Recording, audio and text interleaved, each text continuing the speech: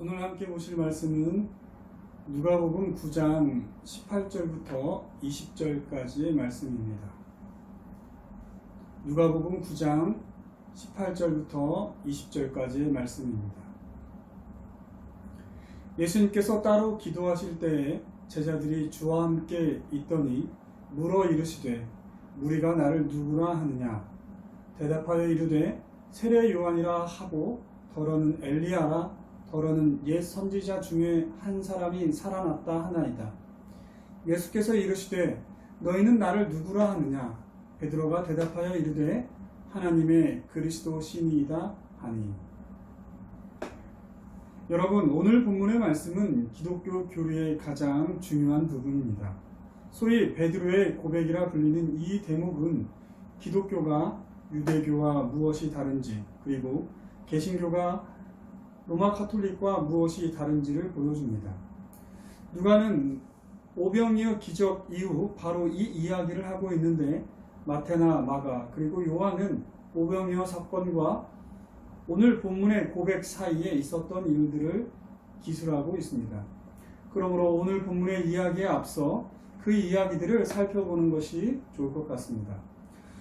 먼저는 마태복음 14장 22절부터 23절과 마가복음 7장 45절부터 52절의 내용입니다. 예수님께서는 오병이어 이적을 행하시고 즉시 제자들을 재촉하사 자기가 무리를 보내는 동안 배를 타고 앞서 건너편 벳세다로 가게 하셨습니다. 이는 무리들의 생각을 알고 계셨기 때문입니다. 그렇게 제자들을 먼저 배를 타고 건너편에 가게 하신 후에 예수님께서는 무리들을 보내시고 기도하러 산으로 올라가셨습니다. 그리고 제자들은 날이 저물어 밤 사경쯤, 즉 새벽 1시에서 3시 사이에 바람이 거세 힘겹게 노를 저으며 바다 건너편으로 가고 있었습니다. 그때 예수님께서 바다 위를 걸어 그 배로 다가가셨습니다. 그때 제자들은 유령인가 하여 놀랐었는데 예수님께서는 자신임을 밝히시고 그들의 두려움을 안심시키셨습니다. 그때 베드로는 예수님께 자신을 명하여 물 위로 오라고 해달라고 요청하여 물 위를 걷다가 바람을 보고 무서워하여 물에 빠질 뻔했습니다. 예수님께서 즉시 손을 내밀어 그를 붙잡으시며 그의 믿음이 작아 의심한 것을 꾸짖으셨습니다. 그렇게 예수님께서 배에 오르시자 배에 있던 모든 사람들은 예수님께 절을 하며 과연 진실로 하나님의 아들이시라고 고백하였습니다. 요한복음은 그 이튿날에 있었던 이야기도 기록하고 있습니다. 요한복음 6장 22절부터 71절까지의 내용입니다. 이튿날 어제의 이적을 본 사람들은 예수님을 찾기 위해 예수님께서 기도하러 올라가신 산을 샅샅이 뒤졌습니다. 왜냐하면 어제 분명 제자들이 그곳에 있던 유일한 배를 타고 반대편으로 가는 것을 보았고 예수님은 기도하러 산으로 올라가셨기 때문입니다. 그들은 예수님께서 바다 위를 걸어 제자들의 배를 타고 반대편으로 가신 것은 몰랐기 때문입니다. 그들은 예수님께서 바다 건너편에 계시다라는 소식을 듣고 배를 나누어 타고 제자들이 건너간 바다 반대편 벳세다로 갔습니다. 그리고 그곳에서 예수님을 만났습니다. 그러자 예수님께서 그들에게 말씀하시길 너희가 나를 찾는 것은 표적을 본 까닭이 아니요 떡을 먹고 배부른 까닭이라고 말씀하셨습니다. 그들은 먹고 배부른 까닭에 예수님을 자신들의 임금으로 삼으려고 쫓아온 것입니다. 그리고 예수님께서는 썩을 양식을 구하지 말고 영생을 구하라고 하셨습니다. 그리고 자신의 몸이 바로 그 영생을 위한 떡이라고 하셨습니다. 예수님께서 자신은 하늘에서 내려온 떡이라 하니 이 말을 이해할 수 없어 다들 떠나갔습니다. 무리가 떠나가는 것을 보시고 예수님께서는 제자들에게 말씀하셨습니다. 너희도 가려느냐? 그러자 베드로가 대답했습니다. 영생의 말씀이 주께 있사오니 우리가 누구에게로 가오리까? 그 후로도 예수님께서는 갈릴리 여러 마을을 두루 다니시며 말씀을 전파하시고 병든 자를 고치셨습니다. 그 과정에서 제자들이 식사를 할 때 손을 씻지 않아 바리새인들의 공격을 받기도 했습니다. 그리고 두로와 시돈 땅에서 수로보니게 여인을 만나셨고 또다시 이적을 행하사 물고기 2마리와 보리떡 7개로 4,000명을 먹이시기도 했습니다. 이후 예수님께서 가이사랴 빌립보에 이르셨고 오늘의 본문은 가이사랴 빌립보에서 있었던 이야기입니다. 가이사랴 빌립보라는 도시는 그 이름에서 알 수 있듯이 가이사가 헤롯 대왕에게 하사한 도시였습니다. 그 후 빌립 2세가 이 도시를 새롭게 정비하고 황제를 기리는 의미로 가이사라라고 불렀는데 동일한 이름을 가진 지중해 연안의 항구 도시인 가이사라와 구분하기 위해 가이사라 빌립보라 불리게 되었습니다. 즉 이 도시는 가이사, 즉 로마의 왕을 기리는 도시입니다. 바로 그곳에서 예수님께서는 제자들에게 사람들이 자신을 누구라고 부르냐고 물으신 것입니다. 우리는 이에 대한 답변을 지난 시간 이미 살펴보았습니다. 헤롯이 이미 예수님의 소문을 듣고 그의 신하들에게 예수님이 누구신가 물었을 때 그 신하들이 답변했습니다. 사람들은 예수님을 보고는 죽은 요한이 살아났다고도 하고 엘리야가 나타났다고도 하며 또 옛선지자 중에 한 사람이 다시 살아났다고도 했습니다. 제자들도 익히 이러한 풍문을 들었고 그 들은 바대로 대답을 했습니다. 그러자 예수님께서 제자들에게 묻습니다. 그러면 너희는 나를 누구라 하느냐? 그러자 베드로가 대답했습니다. 주는 그리스도시요 살아계신 하나님의 아들이십니다. 이 장면은 마태복음에 더 자세히 기록되어 있습니다. 이에 예수님께서 베드로에게 말씀하십니다.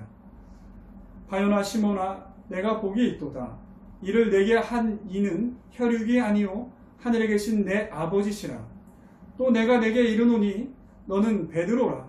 내가 이 반석 위에 내 교회를 세우리니 음부의 권세가 이기지 못하리라. 내가 천국의 열쇠를 내게 주리니 내가 땅에서 무엇이든지 매면 하늘에서도 매일 것이요 내가 하늘에서 무엇이든지 풀면 하늘에서도 풀리리라. 이 중요한 장면에서 기독교와 유대교 그리고 로마 가톨릭이 나누어집니다. 우선 여기서 하나님의 아들이라는 고백은 하나님과 동일하다는 의미로 예수님께서 하나님이시라는 고백입니다. 하나님의 아들이라는 것은 하나님으로부터 나왔다는 의미, 즉 하나님보다 못한 존재라는 의미가 아닙니다. 이 어법은 마치 소의 아들은 소, 고양이의 아들은 고양이, 사람의 아들은 사람이라는 의미에서의 하나님의 아들을 말하는 것입니다. 즉 이 지점에서 기독교와 유대교가 나뉘는 것입니다.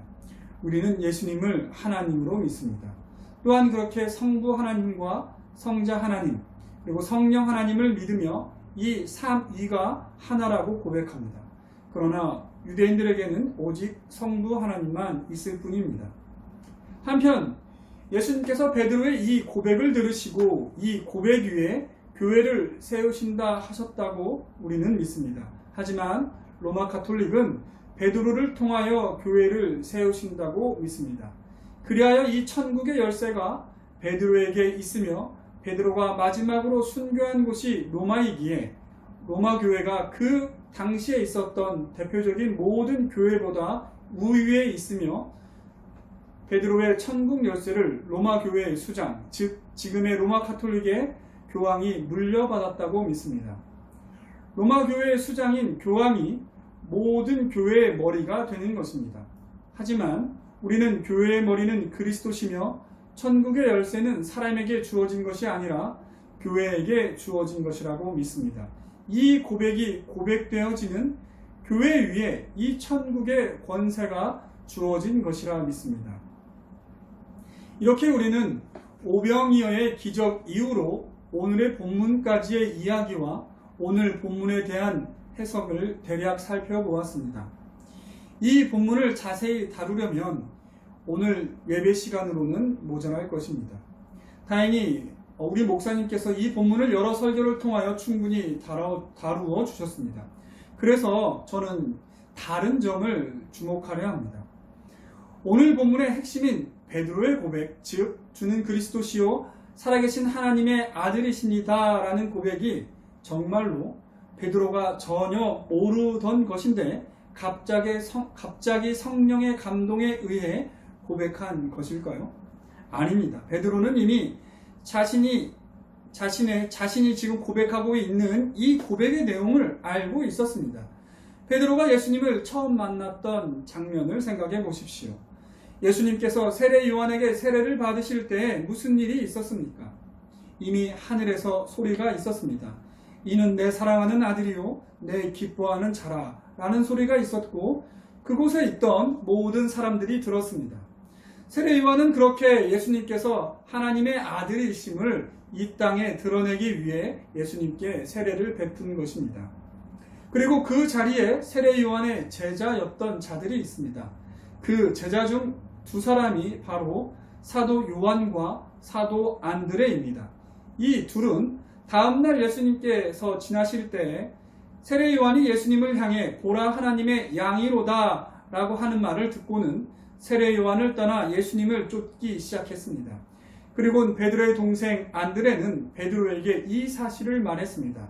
우리가 메시아를 만났다. 즉 우리가 그리스도를 만났다고 베드로에게 말했고 베드로는 이 말을 듣고 예수님께 나아왔습니다. 그리고 예수님께서 오병이어 이적 후 바다 위를 걸어 제자들의 배에 오르셨을 때 그 배에 있던 모든 사람들이 예수님께 절하며 과연 하나님의 아들이시다라고 고백했습니다. 그리고 그 이전에 예수님께서 갈릴리 나사렛 회당에서 말씀을 가르치실 때 예수님은 이사야 말씀을 통해 자신이 그리스도이심을 밝히셨습니다. 그리고 또한 자신이 엘리야 선지자나 엘리사 선지자가 그러했듯이 이방인 백부장과 나인성 과부에게 행할 이적을 미리 말씀하셨고 또한 그렇게 말씀하신 대로 이루셨습니다. 게다가 예수님께서 친히 전하신 모든 말씀들은 하늘로부터 온 말씀이었고 그가 이루신 모든 이적들은 하늘에서 보내심을 받은 자가 아니면 하실 수 없는 이적들이었습니다. 그러므로 대체로 사람들 사이의 풍문은 그저 그런 풍문이 아니라 분명히 그의 말씀과 이적이 예수님을 선지자로 보게 했습니다. 거기다가 더하여 베드로는 예수님께서 하나님의 아들이심을 알 수 있는 놀라운 이적들을 보기까지 한 것입니다. 오병이어의 기적이나 바다 위를 걸으신 것 등입니다. 예수님께서 지금까지 하신 사역은 이 땅에서 하신 사역 중 특별히 그 세 가지 사역 중 두 가지입니다. 즉 선지자 사역과 왕의 사역입니다. 예수님께서는 하나님의 말씀을 전하셨고 하늘로부터 보내심을 받았다라는 것을 이적들을 통해 보이셨습니다. 이는 예수님께서 선지자 중에 선지자라는 것을 보여줍니다. 그리고 예수님께서는 바람과 파도를 꾸짖으시고 바다 위를 걸으셨습니다. 게다가 예수님께서는 광야에서 이스라엘 백성에게 만나를 먹이신 것과 같이 오병이어와 칠병이어의 기적을 통해 자기 백성을 먹이셨습니다. 이는 예수님의 능력과 권위가 하나님과 같다라는 것을 보여주는 기적들입니다. 즉 예수님의 통치를 보여주는 것, 즉 왕직을 보여줍니다. 그리고 예수님께서는 오병이어 이적 후 자기 몸을 유월절 음식으로 내어주실 것을 이미 말씀하셨고 이는 세례 요한이 이미 하나님의 어린 양이라며 고백한 내용입니다. 다만 이 사역은 아직 이루어지지 않았고 어떻게 이루어질지도 말씀하지 않으셨습니다. 오늘 본문 이후에야 예수님께서 처음으로 자신이 십자가에 달리실 것을 말씀하셨습니다. 자, 그렇다면 여기 베드로의 고백은 그가 갑자기 하늘로부터 영감을 받아 고백한 것이 아니라는 것이 명백합니다. 베드로는 들었습니다. 베드로는 보았습니다. 그 듣고 본 바를 생각하여 고백했습니다. 그런데 예수님께서는 이를 알게 한 것은 혈육이 아니라 하늘에 계신 내 아버지라고 하셨습니다. 즉 베드로가 들은 것은 들은 것이 아니요 본 것은 본 것이 아니요 생각한 것은 생각한 것이 아니라는 것입니다. 즉 들어도 보아도 생각하여도 성령이 아니면 예수님을 그리스도요 하나님의 아들로 고백할 수 없다는 것입니다. 우리는 여기서 성령님께서 믿음을 주시지 않으면 들은 것으로 본 것으로 생각한 것으로 믿음의 고백으로 나아가지 못한다라는 것을 알 수 있습니다. 그리고 성령님께서는 우리가 듣지 못한 것, 보지 못한 것, 생각하지 않은 것을 통하여 우리에게 믿음의 고백을 일으키시지 않는다라는 것도 알 수 있습니다. 목사님께서 항상 강조하셨듯이 성령님께서는 말씀과 동떨어져 절대로 사역하지 않습니다. 성령님께서는 말씀을 떠오르게 하시고 그 말씀을 통하여 우리 안에 믿음을 일으키시고 그 믿음이 우리의 고백이 되고 그 믿음이 우리의 능력이 되게 하십니다. 그런즉 우리는 오늘 본문을 통해 우리 자신을 돌아보아야 합니다. 우리가 예수님이 하나님의 아들이라는 것을 듣고 보았어도 그리고 이를 우리의 입으로 말한다고 하더라도 우리는 여전히 이를 참으로 믿지 않고 있을 수 있습니다. 자신을 속이며 스스로 믿는다고 생각하면서도 실제로는 믿는 것이 아닐 수도 있습니다. 그러면 우리는 우리 자신의 믿음의 고백이 참인지 거짓인지 어떻게 알 수 있을까요? 겨울 수련회 때 우리는 이를 다시 생각해 볼 기회를 가졌습니다. 오늘 본문은 성령의 믿음을 일으키시는 사역이 매우 인격적인 사역임을 보여줍니다. 성령은 베드로가 이미 보고 들은 것을 바탕으로 베드로 안에 믿음을 일으키셨습니다. 믿음이라는 것은 항상 대상과 내용을 전제하고 있기 때문입니다. 이런 면에서 믿음은 귀납적인 부분이 있습니다. 그러나 그것만으로는 충분하지 않고 그 인격의 귀납적 판단에 성령의 역사가 필요합니다. 그리고 그 성령의 도우심에 의한 귀납적 판단에 머무를 수가 없고 연역적 판단으로 이어집니다. 즉 베드로가 주는 그리스도시요 살아계신 하나님의 아들이십니다 라고 고백할 때 그 고백이 거짓된 고백이 아니라면 그 고백은 그가 어떻게 살아갈 것인지를 포함하고 있습니다. 이제는 그 고백이 그의 삶에 영향을 주지 않을 수 없습니다. 베드로는 예수님을 주인으로 고백했습니다. 그러므로 베드로는 예수님의 말씀에 순종하며 살 것을 맹세한 것입니다. 베드로는 예수님을 그리스도로 고백하고 있습니다. 베드로는 오직 예수님의 공로로 구원을 받는다는 것을 고백하고 있는 것입니다. 그러므로 베드로는 구원에 대해서 자기 스스로의 어떠한 의를 자랑할 수 없습니다. 베드로는 예수님을 하나님의 아들로 고백하고 있습니다. 그러므로 베드로는 세상의 어떠한 것도 두려워하지 않습니다. 심지어 자신의 죽음마저도 두려워하지 않을 수 있습니다. 왜냐하면 하나님을 두려워하는 자는 세상의 어떠한 것도 두려워할 필요가 없기 때문입니다. 하나님께서 우리의 주인 되시고 우리의 구원자가 되셨기 때문입니다. 우리가 고백의 참 거짓을 확인하는 방법도 이와 같습니다. 고백의 참과 거짓의 판단에도 귀납적인 면과 연역적인 면이 있습니다. 왜냐하면 우리는 시간 안에 존재하며 우리의 지식은 늘 부분적이기 때문입니다. 그러므로 우리는 우리의 행위를 돌아보아 그것이 믿음의 행위였는지를 알 수 있습니다. 믿음으로 행한 자는 그 믿음이 반석 위에 세운 집과 같을 것입니다. 믿음으로 믿음에 이르게 될 것입니다. 그러나 믿음을 고백하면서도 믿음으로 행하지 않는 자는 자신의 고백이 거짓되었다라는 것을 증명하게 될 것입니다. 이렇게 우리는 말씀을 통하여 믿음의 고백을 하고 믿음의 행위를 통해 그 고백의 참과 거짓을 스스로에게 그리고 또한 이웃에게 그리고 하나님께 증명하는 삶을 사는 것입니다. 믿음이란 본래 이런 것입니다.